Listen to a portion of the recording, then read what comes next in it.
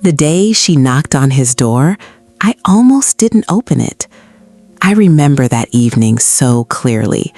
The sky was turning gray, like it couldn't decide whether to cry or stay silent. I was sitting in my living room, a place filled with expensive furniture, soft lights, truth. That every corner of that house echoed with memories I tried so hard to forget. And then, knock, knock, knock. It wasn't loud. It wasn't desperate. It was gentle, almost like whoever was outside wasn't sure they deserved to be heard. I stood still for a moment. No one visits me unannounced. Not anymore. But something about that knock, it felt different. I walked toward the door slowly, my heart beating in a way I didn't understand. And when I opened it, I saw her. An old woman. Her clothes were worn out, her hands trembling, her eyes tired, but there was something in them, something familiar. She looked at me as if she had been searching for me for years. "Are you Sarah?" she asked softly. My breath caught.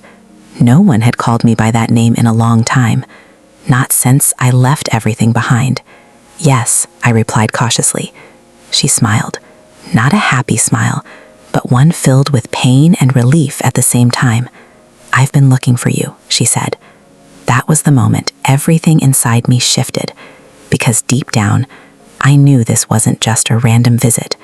This woman was carrying a story connected to my past, a past I had buried under success, money, and silence. But what I didn't know that day was that opening that door would reopen wounds I thought had healed, and uncover a betrayal so deep it would change everything. I invited her inside.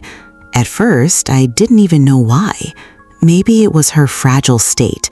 Maybe it was the way she looked at me, like I mattered. She sat on the edge of my couch, carefully, as if she didn't want to disturb anything.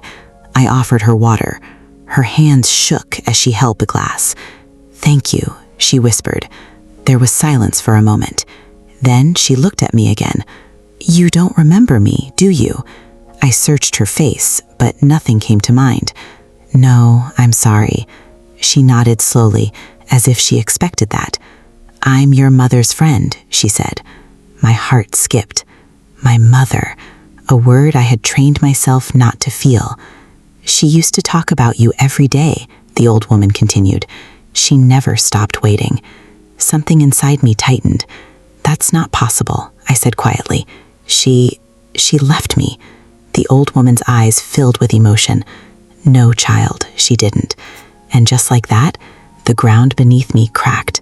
For years, I believed one thing, that my mother abandoned me, that she chose another life over me, that she didn't care. That belief, it shaped who I became. It fueled my independence, my strength, my loneliness. But now, "You're wrong," I said, my voice trembling. "I remember that day. She disappeared." The old woman shook her head. "No, she didn't disappear. She was taken away." My entire body froze. "What do you mean?" She took a deep breath. "It was your uncle," she said. "He wanted everything your mother had. The house, the money, everything. When she refused, he made sure she couldn't fight back." I felt my chest tighten. That's not true. But deep inside, something told me it could be. "She was forced out," the woman continued. "And you were told she left willingly." Tears filled my eyes. "No, no. She tried to come back for you," she whispered. "So many times. But she wasn't allowed." Every word felt like a knife. All these years, I hated her. I blamed her. I built my entire life on the pain of being abandoned. But what if she never left me? "What happened to her?" I asked, barely able to breathe. The old woman's voice broke. "She's gone," she said softly.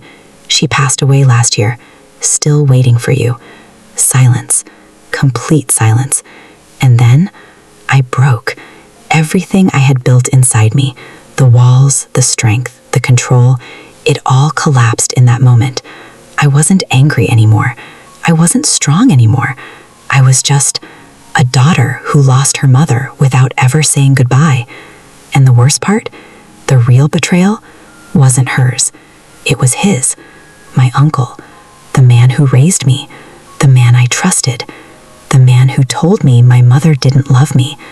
That night, I didn't sleep because something inside me had changed. Pain had turned into clarity, and clarity was slowly turning into something else, something stronger, something dangerous, truth. The next morning, I wasn't the same person. I looked at my reflection, and for the first time in years, I saw everything clearly. Not the success, not the wealth, but the truth behind it all. I had built my life on a lie, and now it was time to face the man who created it. I drove to my uncle's house, the same house I grew up in, the same place where my story was rewritten. He opened the door with a smile. "Sarah, what a surprise. Why did you lie to me?" I asked. His smile faded. "What are you talking about?" "My mother," I said, my voice steady. "Why did you tell me she left?" There was a pause, a long, heavy pause, and then he looked away. That was my answer. "You took everything from her," I continued, "and from me." "It wasn't like that," he said quickly, but his voice lacked conviction. "She wanted to ruin us," he added weakly. "No," I said firmly, "you ruined us." For the first time, I saw fear in his eyes. Not anger, not authority, fear. "I spent my entire life believing I wasn't loved," I said. "Do you understand what that does to a person?" He stayed silent, because there was nothing he could say. And that was the moment I realized something important. Revenge isn't always loud. It isn't about shouting or hurting back. Sometimes it's about truth and consequences. I had already taken legal steps before coming here. Everything he took, everything he hid, was now exposed. His reputation, his control, his comfort, gone.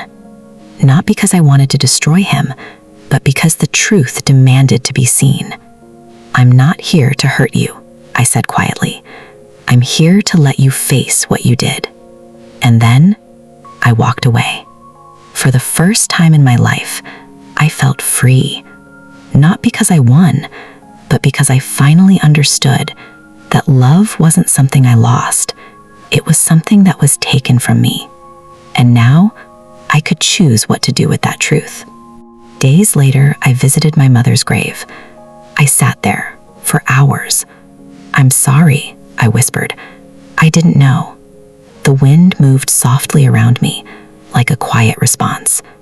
And in that moment, I felt something I hadn't felt in years. Peace. Not perfect, not complete, but real. Because sometimes the greatest revenge isn't destruction. It's healing. It's choosing not to carry the pain forward. It's breaking the cycle and finally letting go. Thank you for listening to my story. If you've ever been betrayed by those closest to you, know that you are stronger than the pain.